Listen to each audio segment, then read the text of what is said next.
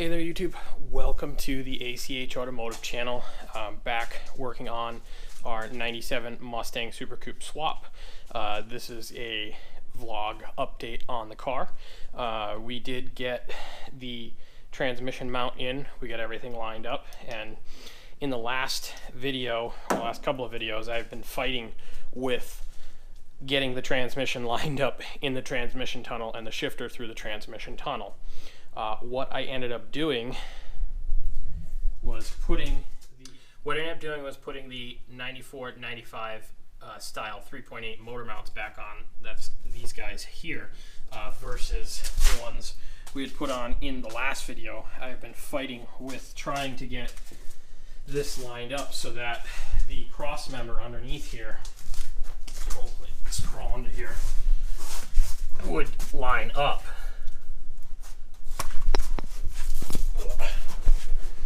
So, as I bang the microphone, we've got the cross member in, and it's just sitting. Everything's just sitting there.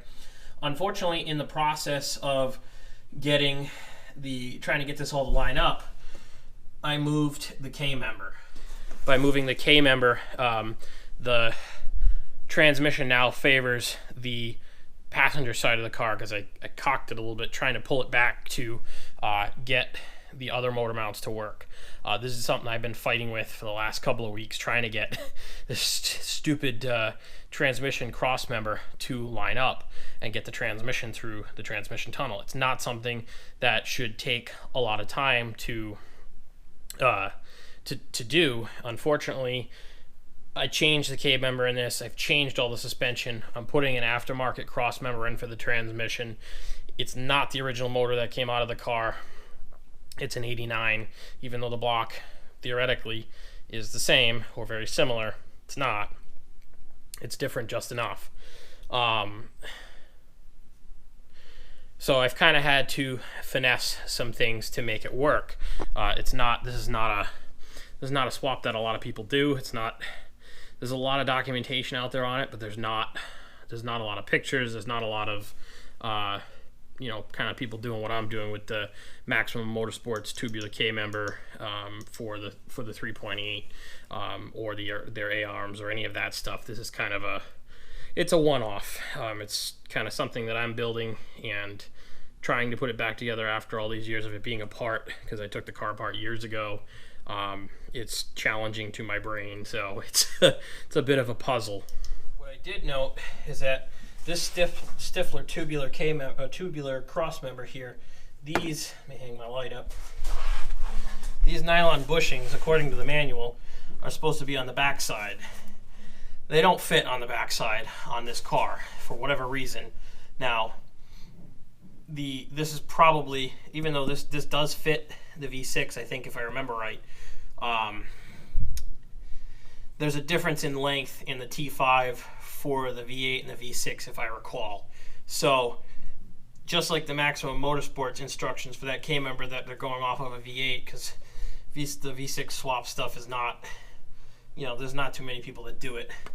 I am guessing that this is the right position since everything lines up.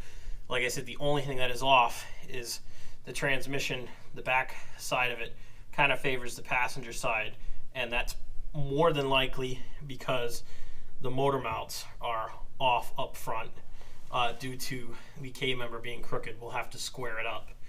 Now that I've played with it and loosened it and tried to get the other mounts to fit, we're going to have to just go through. I'm going to have to jack it up and take the ramps out and re-square everything before I tighten the whole package down. But everything fits nicely now. There was no fighting to get it in place once I swapped those motor mounts back. Now, I don't know why I couldn't get those motor mounts to work before. It's possible that I was running into issues with these guys, and it was end of the day type thing, and I was getting frustrated. So let me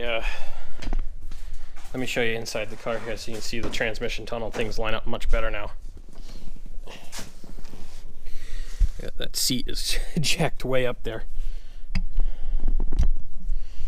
All right, this is kind of how it is supposed to look, and again, you can see it favors the passenger side a little bit.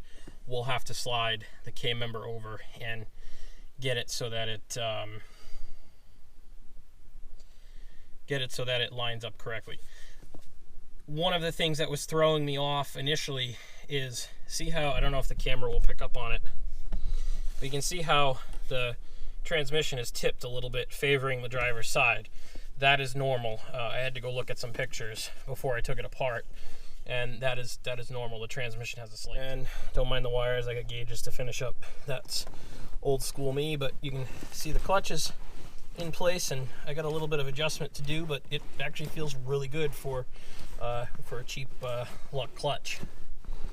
So now that we have our motor mounts in, the correct setup, the cross member in for the transmission is mostly lined up.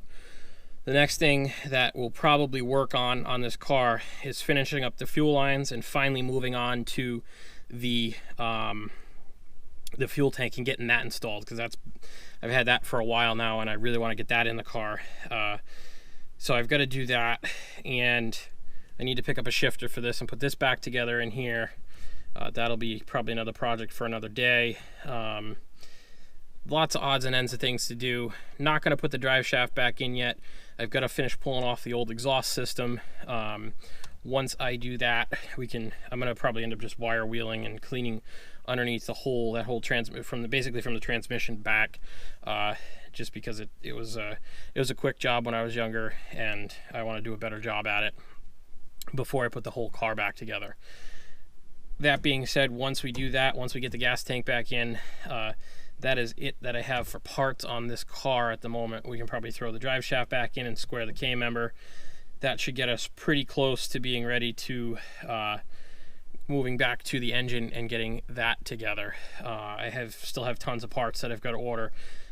The project I'm kind of running two projects at once here. I'm running the free Mazda project, which we got on the channel. I'll put a link up here to that project. We're working on that. That's going to come up and be a daily driver for me to kind of keep some miles off my Ram.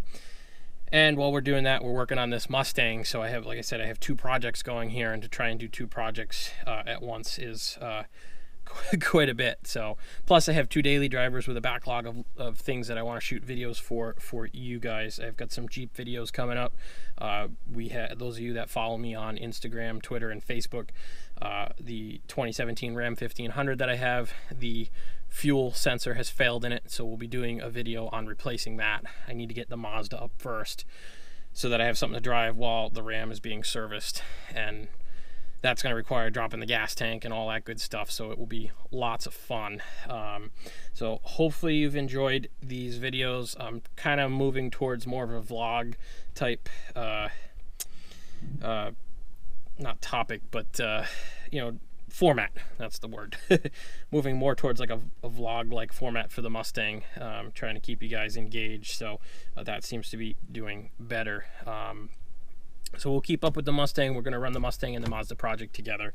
We'll get those done, and then we'll move on to some other stuff. So in between, there'll be other repair videos, other diagnostic videos. I owe you guys a video on the sandblaster I bought a few weeks ago that I have been working on putting together. Just haven't had the time to do it. So if you like these videos, please like and subscribe below. If there's something you want to know about one of these builds, leave me a comment, and you can follow along on social media at ACH Automotive. And thanks for watching, and stay tuned for more automotive related videos.